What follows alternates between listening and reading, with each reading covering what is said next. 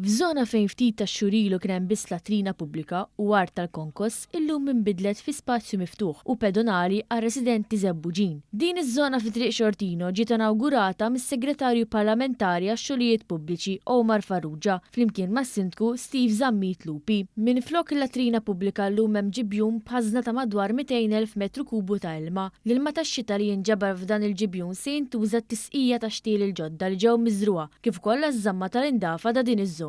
Is-Segretarju Parlamentari Omar Farrugia esprima sodisfazzjon dwar kif ir-reġenerazzjoni li seħħet f'din iż-żona illum meta tissarraf f'ħajja ta' kwalità aħjar għal residenti ta' Ħażebbuġ. Bħal Public Works wedna li ser nagħtu spazji pedonali, spazji miftuħa fl-urban ġewwa l-komunitajiet tagħna.